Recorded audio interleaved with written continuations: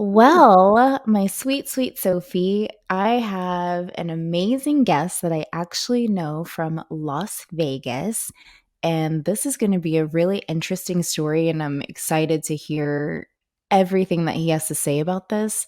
We're basically going to talk about how losing a partner, going from grief to healing to finding the love of his life. I, So, let's get after I it then. know. Be a So, good with that one. being said, welcome to Heartbreak to Heal podcast. I'm your host, Jamie Baptiste from Rejected Hearts Club. And I'm your host, Sophie Delcor with Healing Soul Spiritual Center.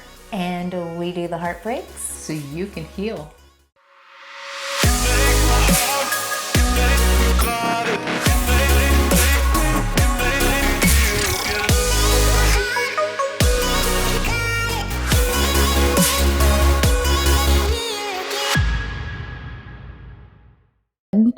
Everybody, welcome our guest, Chase.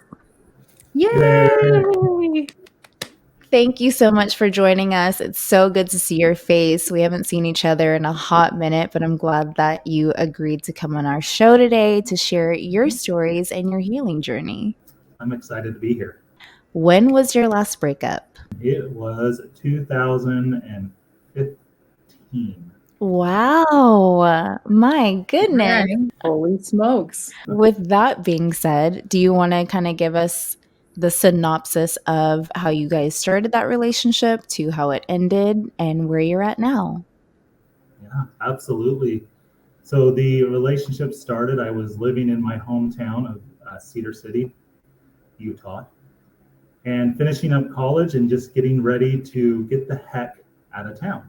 So I had my sights set on Minneapolis, Minnesota, razor focused. This is what I'm going to do. I'm going to make it happen. And then I was out with some friends and looked across the restaurant, saw somebody that looked back. I got nervous and put my face down. I looked up and he was still looking. So I'm like, well, I probably better go talk to him. So I walked over, we initiated in some conversation. I told him right away, oh my gosh, it's so nice to meet somebody like you here in Utah. Just loved our conversation. Just know that I'm moving and nothing's going to change my mind. And he's like, that's fine. Well, I mean, let's just hang out. And so he lived in the city next to mine called St. George. And so for the next couple months, we would travel back and forth and see each other, go to restaurants, go on hikes, things like that. And after 2 months, we were sitting in my parents' living room. And I said, hey, I just got to reconfirm that I'm going to be moving, and that's, it's an important thing to me, and that's something we need to talk about. He's like, I'll go with you. I was like, okay, great, let's do this. Okay. Here we go. So can we back up for a minute? So you said basically after 2 months, he was already ready to dive in with you and move and take that chance. How did you feel about that? And did you feel like you were moving too fast at that point? Hindsight, I would have thought about it more. In the moment, no, absolutely not. I was like, oh, great. This is great. Like, yes, you have that rush of new love. And to be, perfectly honest, being gay in a small Utah town, I didn't date. I didn't do nothing. I hid. And so I didn't have a lot of experience dating. I had one other boyfriend before him, a 1 month summer love, but that was it. Looking back, it certainly was something that had I had more experience or what happened now, I don't know that I would, be quite as eager. But again, hindsight's always 2020. And how was the relationship and actually getting settled? Because that became real life together, just you guys. So getting settled was a lot of fun. It did become very clear that there were some communication issues by me because we went to Target, and so we're like throwing in like really nice coffee makers. Well, like nice Target level coffee makers, rugs, picture frames, all the little amenities to make a home. And what I didn't know is he was panicking, thinking like, how are we going to pay for this? and I forgot to tell him that I had saved up some money and I had money. So that was kind of the only friction we had right at first. And he's like, "Oh, well, I wish you would have told me because I was just desperately trying to figure out how I could help support this." And from there, um, it was really great for about a year. Mm-hmm. And after that, it continued to be great, but things started changing, Mm-hmm. and the love felt more like how I love my brother, if Mm-hmm. that makes sense. And why do But you it, think it started to shift and change in that regard? I can only assume that we were starting to learn things about each other that weren't quite as compatible as we thought. We spent a lot of years truly loving each other and caring for each other, but there wasn't that spark. Mm-hmm. And at the time, I told myself, well, this is what happens. You know, Mm. things die down and things change, and the point of a relationship is working towards keeping it together. I feel So like Sophie Yeah. can speak on something like this because I feel like, do you think either how you grew up with your family or things that you've seen that's your mindset of, nope, this is normal, this is how relationships are, like you have a spark in the beginning and then it's like it will die off eventually? Yes. There's a fine balance though between this because, when you first get into a relationship, everything's exciting and it's puppy love, right? It's Mhm. the immediate puppy love.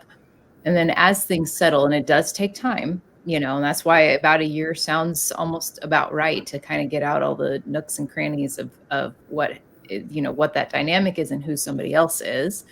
Um, I read it best in this random poem I read years ago. And you start a relationship with that puppy love, and as described though, as your wine and cheese.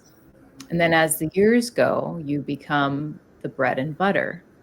Hmm. And that means you go from luxury that you didn't need but was super exciting and awesome to have to I need you because this is life. Like you're part of me now. Part of my sustenance.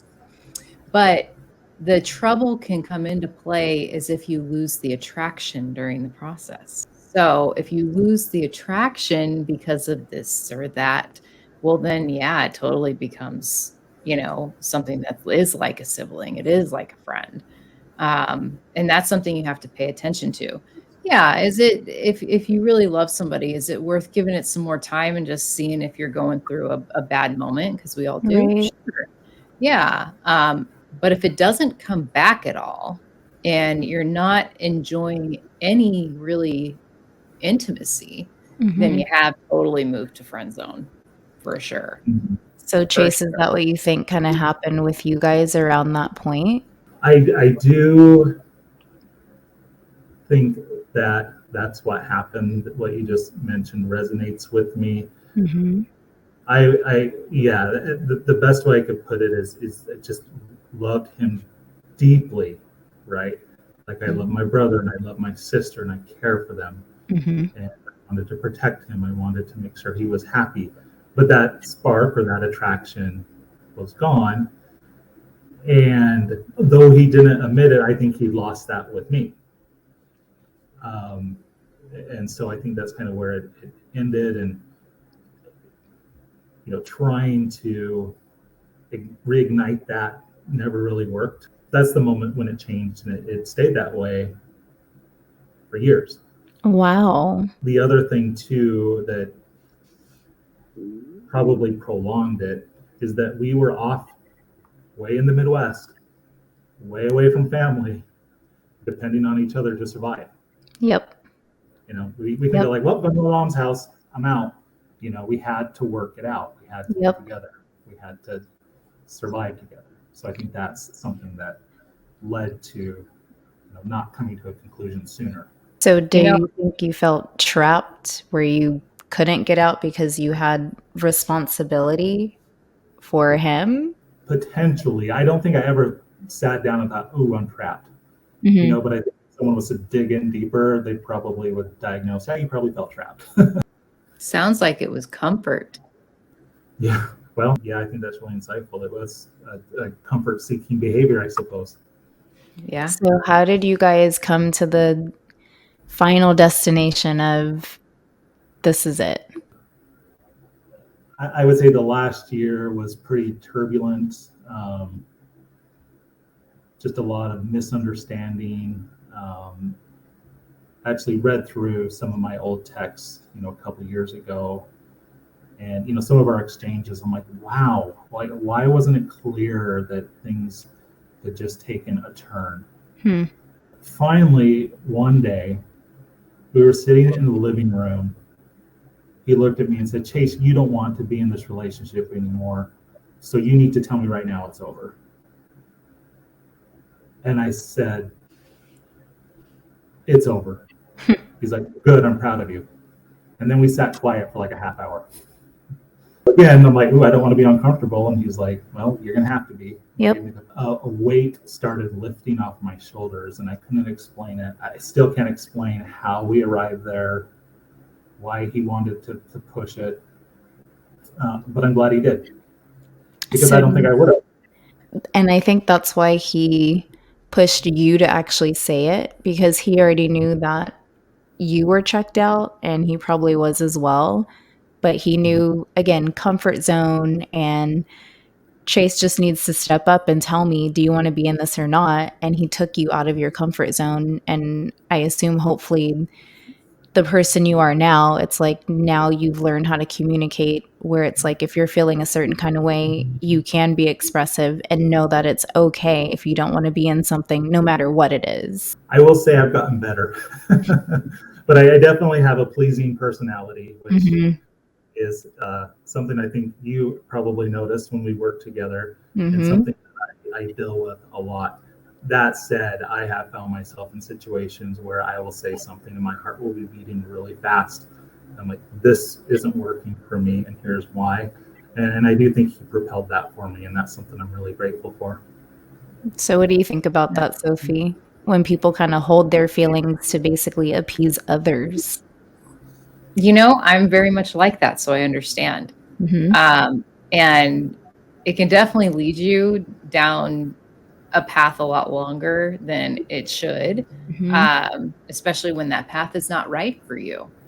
And it is difficult to deal with, because that kind of personality type, we don't want there to be strife. We just want people to be able to either work together well, or to hang out together well, or we like to see peace, and we like to see others happy. So that's what we're going to portray. That's what we're going to do, basically, like lead by example.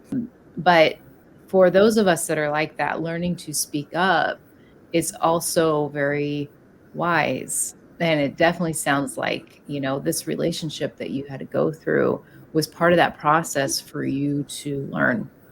Because, and think about it, even with him encouraging you to be the one to say it, that means he identified that in you for sure. He knew you, and just needed you to be honest with yourself. Yep.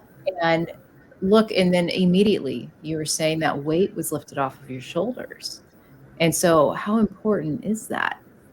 In those moments, even if it doesn't seem significant in the moment, when you reflect on that, it's huge, actually, especially with our personality types, because we'll hold that weight and we won't even know we're holding it. It'll be a 1,000-pound barbell sitting on our shoulders, and we don't know, because we're just comfortable holding it. That's all. We're just comfortable holding it. And you just don't know until you do. And then it's like, finally. So I think that kind of also stems with like self-anxiety too, where it's like you're so worried about other people or what might happen that hasn't even happened yet, that you talk yourself out of literally nothing just to get out of your comfort zone. So I'm actually glad he pulled that out of you, even though it sucked at the time. No, it was definitely a learning relationship. He had a lot more life experience than me at that point, and I drew a lot of street smarts from him that have benefited me through my life. Mhm. And additionally, information about myself that's important to know. And though sometimes I don't go from awareness to action, the awareness is there, and that's where it starts. And there's times where I have said, look, this is what you learned, this is what you're doing, you're aware that it's not working, do this next, and it's worked out. So No, and what I think I really love about this is with your story here, that the whole focus is growing and learning yourself. And, a lot of us, we're going to at least go through one breakup more than likely. There's very few who don't. And to be able to understand that that's really the whole point. Yeah.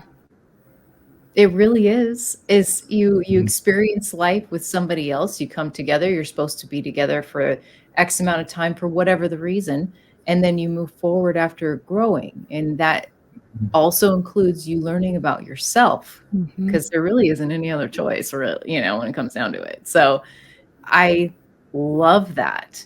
That is huge. That is what a breakup and going through the process should be. It's Yep. just that learning Because and growing.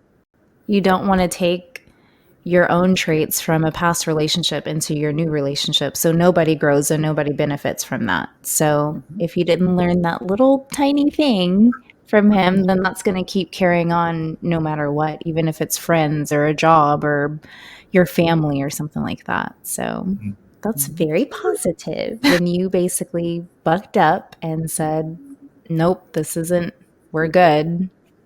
What happens next? I will say for the last 3 years of our relationship, he slept in another room, and so that was already basically done. So we continued to live together, as he was trying to get on his feet after being unemployed. Happy to support him that way because of all the support he gave me. And then I think about 9 months later, I was at work. I was at a clinic for the company I worked for, and my phone was ringing off the hook. I'm like, what is going on? I'm trying to evaluate the experience within this clinic, and I've got to stay focused, but just kept ringing and ringing and ringing. And I finally picked up, and it was his niece. And she's like, hey, you've got to get to Spring Valley ER or ICU. I can't remember which one she said. T's in the ICU. I'm like, oh, okay, yeah, I'll be right there. My niece called and said, okay, we're on level whatever.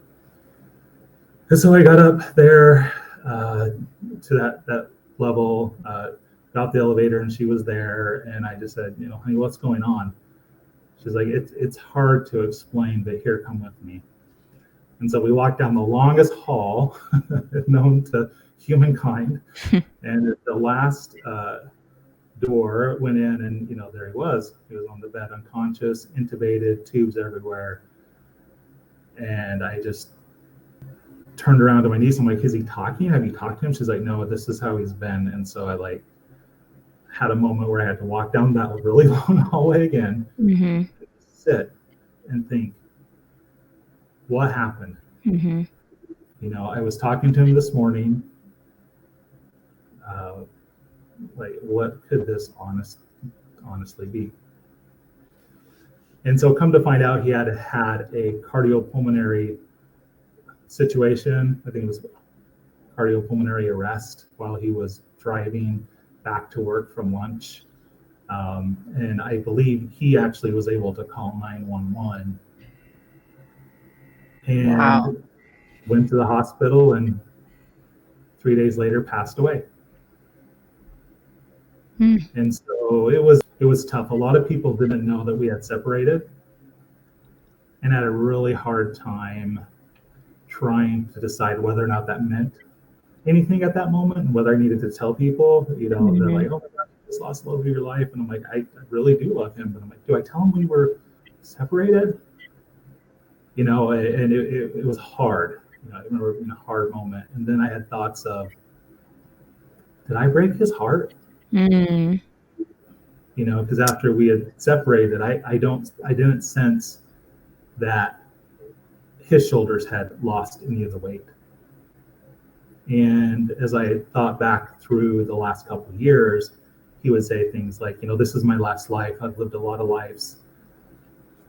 This is the last one. I'm ready. I miss my mom. So it's a really hard moment, even harder than the breakup, because there was a lot of uncertainty and a lot of regret.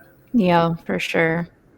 And I'm assuming it's probably a lot of like, what ifs, or I should have done this, or Mm-hmm. maybe if I stayed on the phone with him longer or something like that. So from that day, what happened from that point? Like, that's devastating. Well, I picked up my exercise routine because I was like, oh boy, Good. you can pass away by being morbidly obese at a young age. Mm-hmm. He had a couple other things, but we were both very overweight. I was, I think, 325 pounds, and I think he was like 340.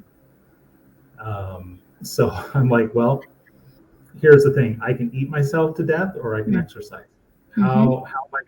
How am I gonna overcome this grief that I feel, Mm-hmm. and this fear and this uncertainty? So then I started walking, and then I started running, and then I started hot yoga, and then I started kettlebells, and so for the most part, I've maintained that. I got down to 200 pounds at one point in my mid 30s, and I'm about 235 pounds now. So I've been able to keep off almost 100 pounds. How long did it take for you to actually process that became real? You can't pick up a phone to talk to him again. You can't text him ever again. This person that, was basically your first real relationship Mm-hmm. is no longer in your life. And like you said, you were even already thinking, what do I tell people? Do I tell people now if we were together or not? And now he's not here. Mm-hmm. I was trying to skip that part. So let's dig in. We're pulling it out. Oh, we'll get you though. We'll That's get what you. we do. We have people crying on the show and then some. So I had my moments of just fetal position on the floor crying, having a lot of people, reach out, check in, bring wine. It was really nice. I think it took a long time. It's those moments where you're like, oh, I'm going to call. No, I'm not. Or that little second right as you wake up thinking, oh, I'm going to go talk. No, you can't. That lasted probably on and off for the first year. I'm sure that was really tremendous to go through. And when it comes to grief, that's a whole different ball game. I feel like, because you carry it with you. From what I have learned, that you always carry the grief with you. It doesn't really go away, but it's how you choose to perceive it and to feel it, and how to integrate it so that way you can move forward still here. Yeah, and what's interesting about that is as I thought back to I've lived all the lives I'm going to live. I'm tired. Yeah. Like, you knew this was coming, and I think I was like, yeah, no, we're only 30 something years old. Don't even worry about it. I know as I was going through it, I kept thinking, the only way out is through, right? You have to just lean into the grief, acknowledge it. Hi, grief. You hurt. Mhm. That's okay. It hurts, but that's okay. Yeah. And then I took comfort in knowing that it's okay to never get over somebody. Yeah. That's how you honor them. But I agree. you learn how to move forward and honor them even more by taking the lessons they shared with you and sharing it with others. And you'll have good days and bad days. And it doesn't matter if it's a day, a year, 10 years. Like, I still struggle with that in general with losing my brother. But it's like I have my good days where I'm thinking of like the good, positive, funny stories. Or sometimes I'm thinking of the moment that happened and it's awful. But I know as a human being, we have to keep moving forward, even when it's hard. It sucks. We've all gone through something, some kind of traumatic whatever in our lives. But like you said, it's accepting that grief instead of kind of burying it. You can get it out. You can hate it. You could punch it. You could scream, whatever. But just acknowledging that it's there, I feel like in your situation, it has helped you grow. And clearly, it helped you to heal to where you are now. Absolutely. Yeah. How was it with his family? Were you still close to his family, and were you guys kind of leaning on each other in that regard, or where did that stand? I still consider us close, and certainly in that moment we were very close. Mm-hmm.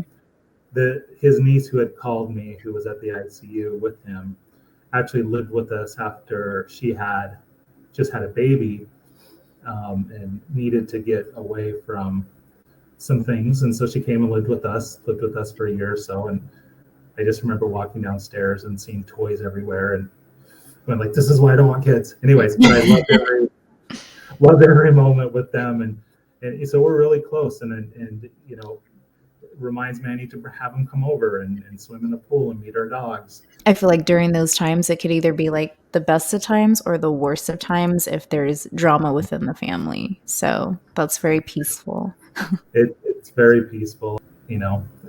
It's overall it was really a loving, supporting situation. And Sophie, from your point of view, just with you being a Reiki master and things like that, Chase was saying that he was already kind of speaking out loud, like, I'm ready for this, and I want to go see my mom, and this and that. So it's like, was he already feeling like something was going to happen? Or I wouldn't want anybody that I love saying that, because I want them to be here in a selfish way.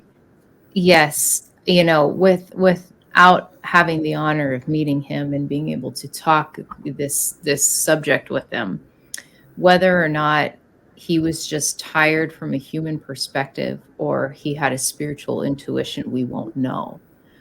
Either way, being ready like that and feeling it in your soul, no matter what the motivation was, it does manifest itself, and it will somehow, some way. That's that, because that is how the energy works. And with him not wanting to be here and wanting to be with his mom, all of that, and, you know, making those kinds of statements of living many, many lifetimes. And, you know, for all he knows, he's gonna, you know, that moment he transitioned, be like, oh man, I've got like 100 more lives to go. Shit. Like, you know what I mean?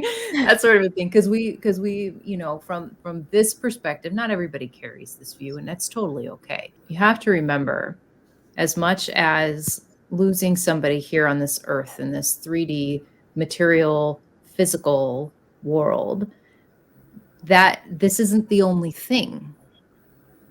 That isn't the only kind of life. You can't, you know, bare basics, talk physics, you know, you can't, energy is just energy. You can't kill energy, and we are it. Quantum physics shows it. 100% energy.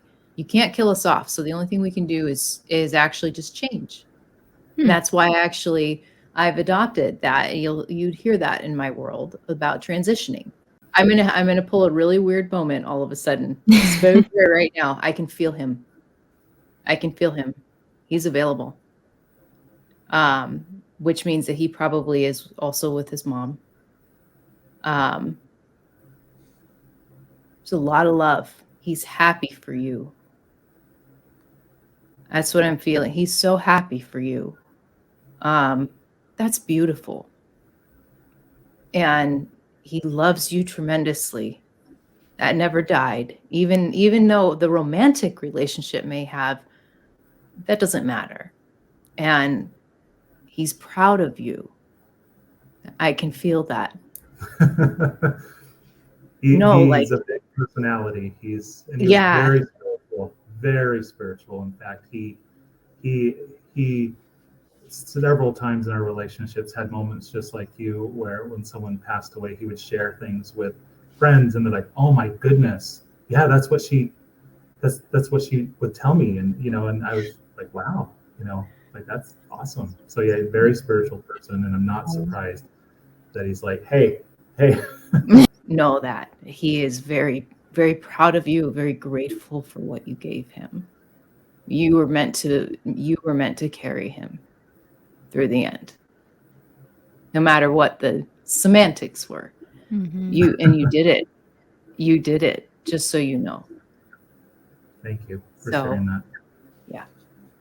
Once everything kind of healed with the family and things like that, you took time to obviously breathe, grieve, hopefully love on yourself. Where are you at today? Today, I feel like I'm in a really good space with myself in a lot of respects. I know there's a lot of work for me to do.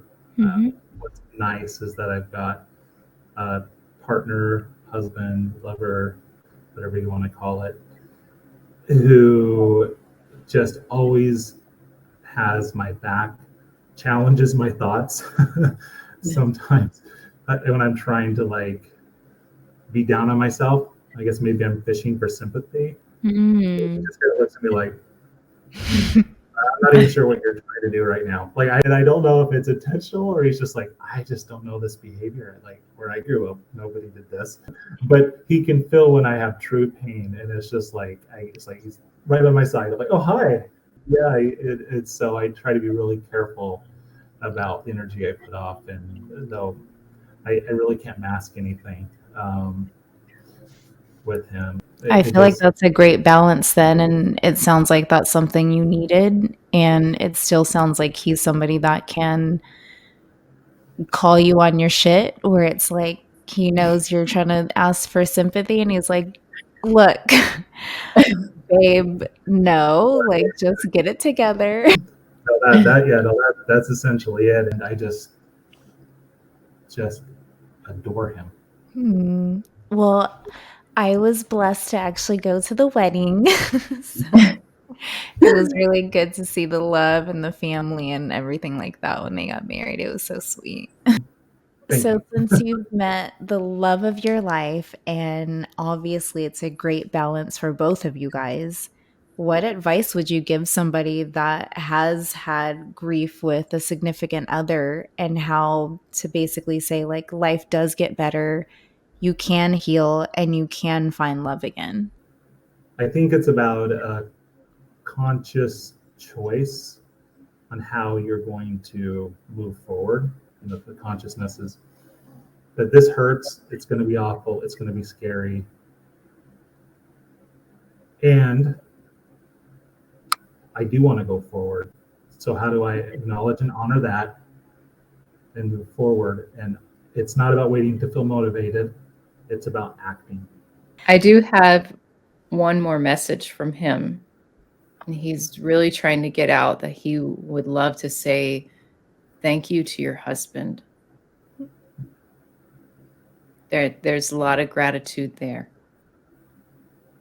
So he's been with me and watching and also taking a moment, but that was the last message to portray, was to say thank you to him.